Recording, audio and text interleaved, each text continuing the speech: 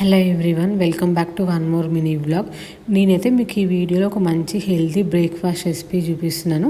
ఇది ఇన్ఫాన్స్ నుంచి టోటల్ వరకు ఎవరైనా తీసుకోవచ్చు. అదే మకానా ఓట్స్ పొరేజ్ అనమాట. నేనైతే ఇక్కడ 1 కప్ ఆఫ్ మకానా తీసుకున్నాను. మకానాని మంచిగా ప్యాన్లో వేసేసుకొని డ్రై రోస్ట్ చేసుకోవాలి క్రిస్ప్ అయ్యే వరకు. మకానా ఏంటంటే దీంట్లో హెల్తీ ఫ్యాట్స్ ఉండడం వల్ల బేబీకి వెయిట్ గెయిన్కి కానీ బ్రెయిన్ డెవలప్మెంట్కి మంచిగా యూజ్ అవుతుంది.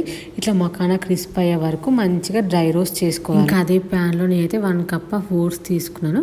కొంచెం క్వాంటిటీ ఎక్కువ తక్కువైనా పర్లేదు, ఓట్స్ ఎక్కువైనా మకానా ఎక్కువైనా ప్రాబ్లం అయితే ఏమి ఉండదు. నేనైతే ఇక్కడ రోల్ ఓట్స్ తీసుకున్నాను. ప్లెయిన్ ఓట్స్ కంటే కూడా రోల్ ఓట్స్ చాలా మంచిది.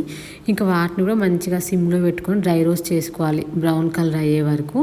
ఓట్స్లో ఏంటంటే కొంచెం ఫైబర్ ఎక్కువ ఉంటుంది కాబట్టి బేబీస్ కాన్స్టిపేషన్ లేకుండా డైజెషన్ మంచిగా అవుతుంది. కొంచెం కాల్షియం, ఐరన్, విటమిన్స్ కూడా ఓట్స్లో చాలా ఎక్కువగా ఉంటాయి. అందుకే బేబీస్కి చాలా మంచిది. నేను ఇక్కడ కొన్ని డ్రై ఫ్రూట్స్ కూడా యాడ్ చేస్తున్నాను. Cashews, walnuts, almonds. ఇది కూడా డ్రై రోస్ట్ చేసుకోవాలి ఒక 2 to 3 దాంట్లో వెట్టంతా పోయేలాగా.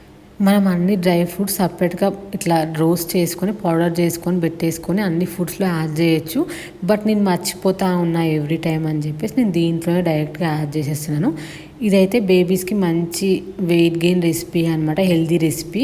దీన్ని మనం మిల్క్తో కానీ వాటర్తో కానీ ప్రిపేర్ చేసుకోవచ్చు. దీంట్లో మనము ఫ్రూట్స్ కూడా యాడ్ చేసుకోవచ్చు, లైక్ బనానా కానీ స్టీమ్డ్ యాపిల్, పపాయ, ఏదైనా ఫ్రూట్ యాడ్ చేసుకోవచ్చు.